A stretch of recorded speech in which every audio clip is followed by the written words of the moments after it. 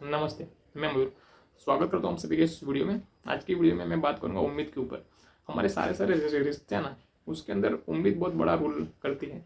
कई बार रिश्ते बिगड़ने का जो कारण है ना, वो उम्मीद भी होता है।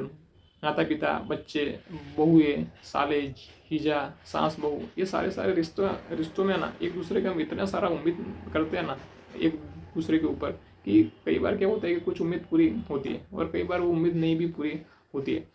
कोई ना कोई तो अपनी फर्ज से चुकेगा ही चुकेगा। देखो, ये संसार है, ऊपर नीचे चलता ही रहेगा। हर कोई अपनी फर्ज समझ करके वो पूरा करेगा, ऐसा है नहीं। कई बार लोग है ना, अब नहीं देखते कि भाई बने रहो पगला, काम करेगा अगला। इस प्रकार का क्या है कि सिनेरियो चलता रहता है। तो उसके चलते हम क्या है कि इमोशनली बहुत ऊपर नीचे होते रहते हैं। तो उसमें क्या है कि उम्मीद एक बहुत ही बड़ा रोल करती है। कई बार क्या होता है कि बच्चे हैं, 4-5 बच्चे हैं, तो फिर 4-5 बहुएं भी होगी। तो माता पिता कई बार क्या एक्सपेक्ट करते हैं कि भाई फलाने बच्चे को ऐसा करना चाहिए, हमारी सेवा करनी चाहिए बहू को या फिर बेटे को। पर कई बार क्या होता है कि वो लोग भी अंदर अंदर अपनी जिम्मेदारी एक दूसरे के ऊपर ढूंढते रहते हैं। बड़ा बच्चा बोलता है कि भाई देख, छोटे बच्चे को तो ये दे दिया, हमको तो कुछ नहीं दिया। अब छोटा बोलता है कि भाई उसको ये दे दिया, हमको ये नहीं दिया। तो उसके चलते क्या है कि माता पिता भी कई बार इमोशनली अप एंड डाउन होते रहते हैं। कई बार सास बहू में भी ऐसा होता है। तो उसमें भी यही है कि भाई 4-5 बच्चे तो एक दूसरे के ऊपर अपनी जिम्मेदारी ढूंढते रहेंगे। तो उसके चलते क्या है कि सारे रिश्ते बिगड़ते हैं।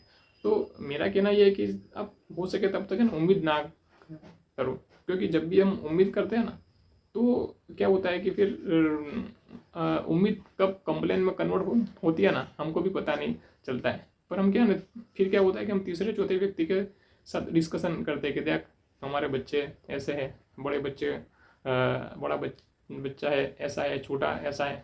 और हम जिस इंसान से हमारी कंप्लेन करते हैं ना, वो इंसान ना ही कुछ सॉल्यूशन ला सकता है इसका, क्योंकि उसके हाथ में अगर होता तो वो करता।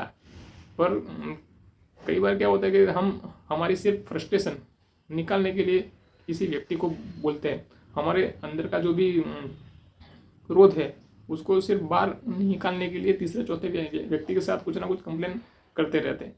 तो उम्मीद क्या है ना, कंप्लेन बनती है, फिर फरियाद बनती है। तो हो सके तब तक उम्मीद रखो मत। उम्मीद रखोगे तो फिर उम्मीद कब फरियाद में बदलेगी, हमको भी पता नहीं चलेगा। और फिर फरियाद से क्या है कि दुखी फील होता है। अगर आप किसी सरकारी डिपार्टमेंट में अगर आप कंप्लेन करते हो, तो उसका तो आप क्या है कि अपडेशन ले सकते हो कि भाई क्या क्या हुआ क्या नहीं। पर इस मामले में आपको खुद को ही समझना पड़ेगा कि भाई ये संसार में ऊपर नीचे चलता ही रहता है। सास बहू, साले, जीजा, ये सब क्या है कि रिश्तों में उम्मीद के चलते क्या ना रिश्ते बिगड़ते। तो हो सके तब तक थोड़ा उम्मीद कम रखो, क्योंकि जब भी उम्मीद रखते हैं ना, तो हम क्या है कि हमारी खुशियों की चाबी दूसरों को हम देते हैं। तो क्या है कि फिर दूसरों के हाथ में हमको खुश करना, दुखी करना, ये सब क्या ना दूसरों के हाथ में चला जाता है। तो हो सके तब तक अपनी खुशी की चाबी अपने पास ही रखो, ठीक है? तो आप खुश रहोगे। अदरवाइज क्या है कि इमोशनली अप एंड डाउन रहेगा जीवन में। तो इससे अगर बचना है तो थोड़ा उम्मीद कम करो, ठीक है? चलो, धन्यवाद।